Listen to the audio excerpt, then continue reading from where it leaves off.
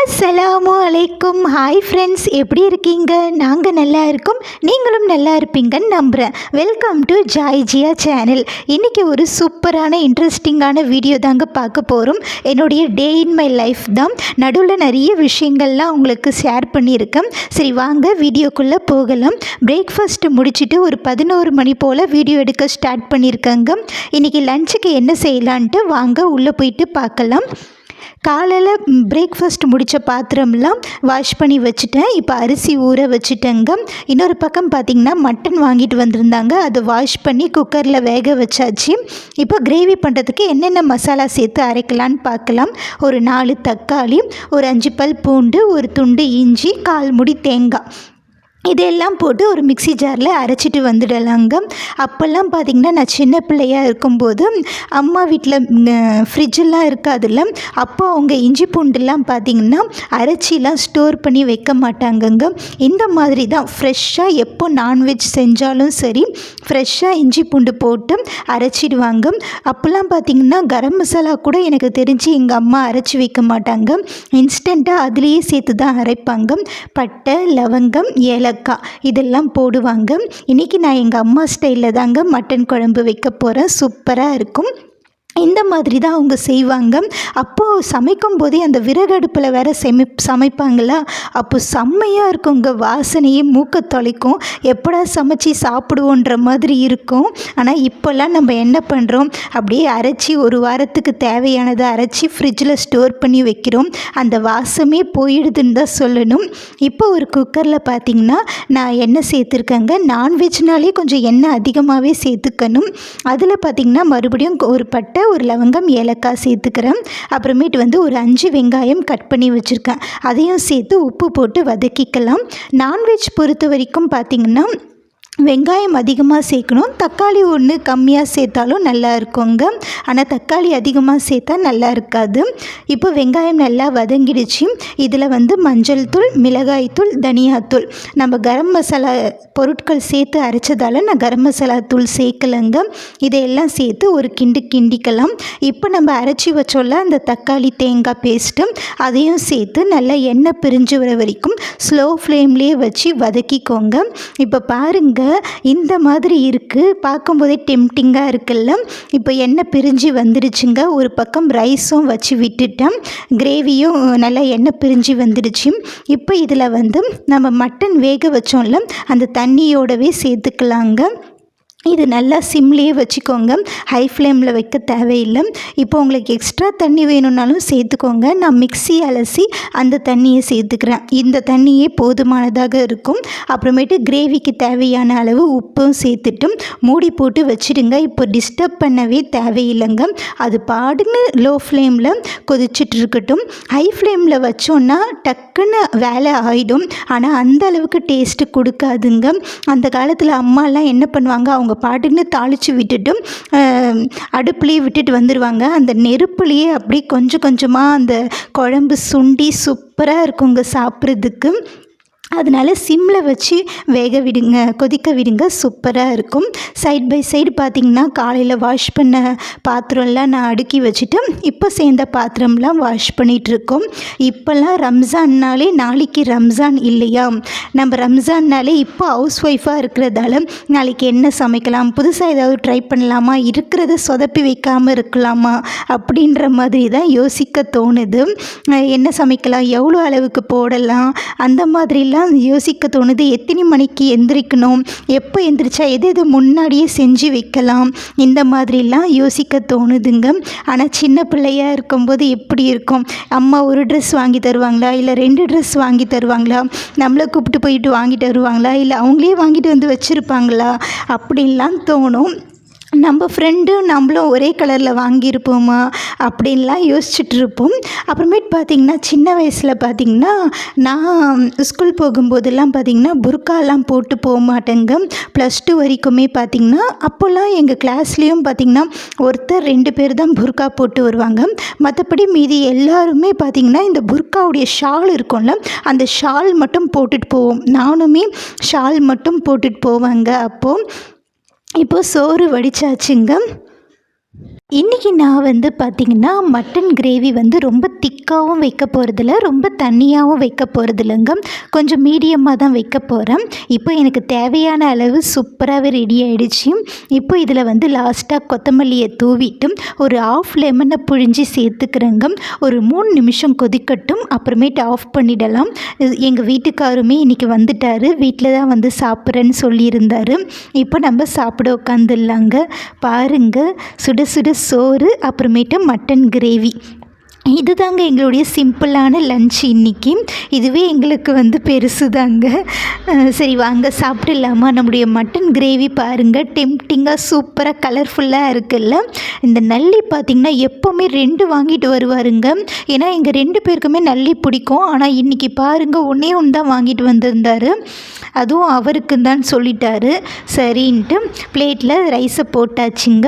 போட்டுட்டு இப்போ சுட சுட நம்மளுடைய மட்டன் குழம்பு போட்டு சாப்பிட வேண்டியது தாங்க.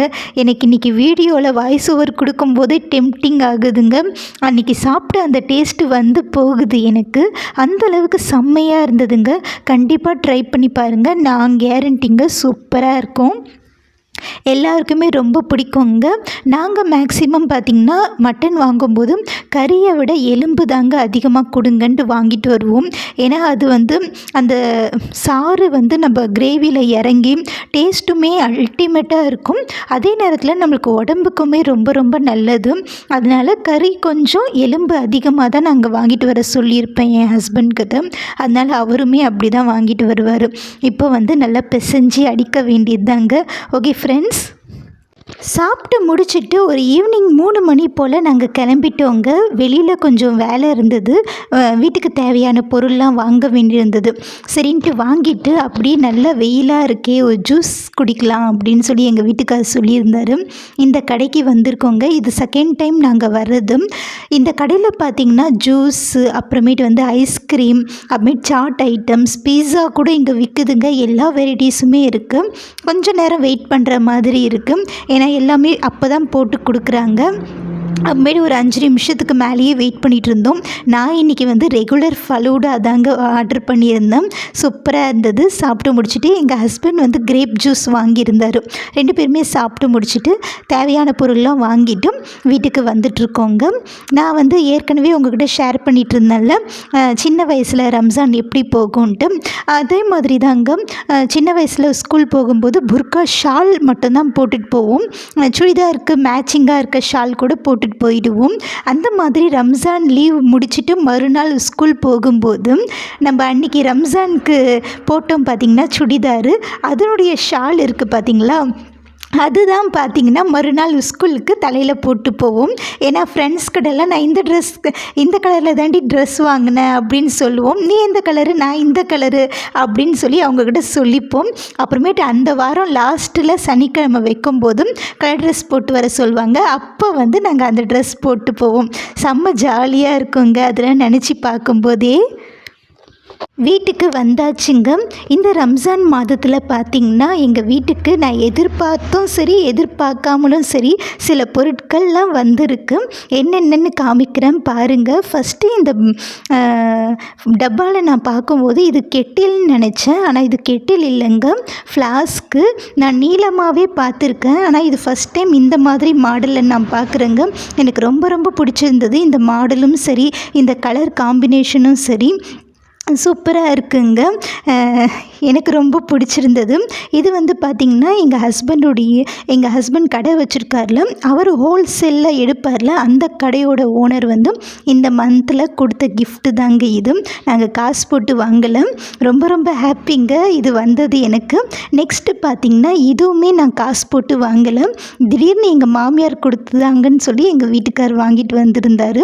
சூப்பராக இருக்குங்க. இது 5 செட்டுங்க, அலுமினியம் தான். ஃபஸ்ட்டு இருக்குது அந்த க்யூட் குட்டியாக இருக்குது பார்த்திங்களா. நெக்ஸ்ட்டு வந்து இது கொஞ்சம் பெருசு, நம்ம பால் காய வச்சுக்கலாம். அப்புறமேட்டு 2 பேருக்கு வந்து குழம்பு வச்சுக்கலாம், ரசம் தாளிக்கலாம். சூப்பராக இருக்குங்க. நெக்ஸ்ட்டு இது 3வது ரைஸ் வச்சுக்கலாம் எங்கள் 2 பேருக்குமே. அப்புறமேட்டு பார்த்திங்கன்னா நீளமாக இருக்கிற பொருள்லாம் பார்த்திங்கன்னா நீளமாக இருக்க அலுமினிய பாத்திரத்துலலாம் பார்க்குறிங்கன்னா வீடியோ எடுக்கும்போது கொஞ்சம் சிரமமாக இருக்குது. நானே நினச்சிட்டு இருந்தேன் இந்த மாதிரி அகலமானதாக பார்த்து வாங்கணும் இனிமேல் நம்ம வாங்கினோன்னா அப்படின்னு நினச்சிட்டே இருந்தேன். ஆனால் கரெக்டாக எங்கள் மாமியார் இதை வாங்கி கொடுத்துருந்தாங்க. ஹாப்பியாக இருக்குங்க உண்மையாலுமே.